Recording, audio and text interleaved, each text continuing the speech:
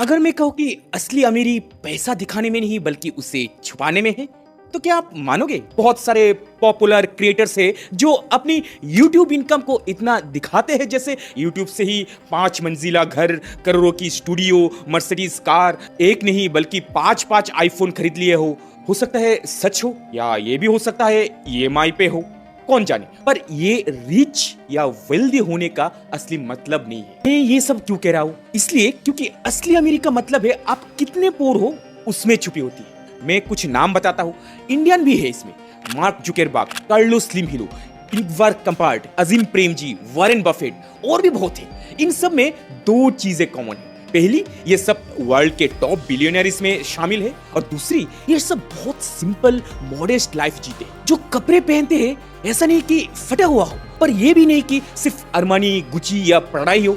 आप doctor APJ Abdul Kalam की life देखिए, कितने बड़े आदमी थे, इंडिया के प्रेसिडेंट, पर लाइफस्टाइल कितनी सिंपल। जो ट्रूली वेल्दी होता है वो पैसे का असली वैल्यू समझते, फालतू खर्चा नहीं करते, इसलिए वो बिलियनियर बनते।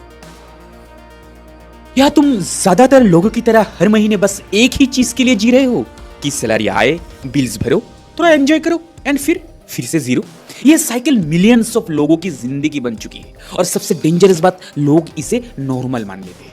हीरो लोग यहाँ अलग सोचते हैं, वो पैसा सिर्फ खर्च करने के लिए नहीं, फ्यूचर बनाने के लिए यूज करते हैं। सोचो, एक आदमी सैलरी 30,000, हर महीना phone EMI, party, food, online shopping, महीने के एंड में बैंक बैलेंस ऑलमोस्ट जीरो। दूसरा आदमी वही सैलरी कमाता है पर हर महीना थोड़ा इन्वेस्ट करता, स्किल पे स्पेंड करता और इमरजेंसी फंड बनाता। 5 साल बाद पहला आदमी स्टिल सेम साइकिल में, दूसरा आदमी ऑप्शंस के साथ। यही फर्क है सैलरी माइंडसेट और वेल्थ माइंडसेट में।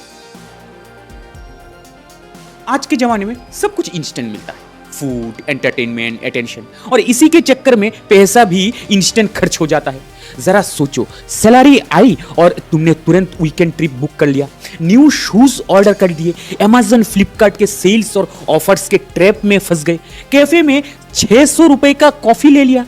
हर परचेज से तुम्हें एक डोपामिन हिट मिलता है, एक छोटी सी खुशी। बिहेवियरल इकोनॉमिक्स जर्नल की स्टडी के हिसाब से instant gratification heavy directly links to lower net worth and higher depth. तो फिर क्या करना चाहिए?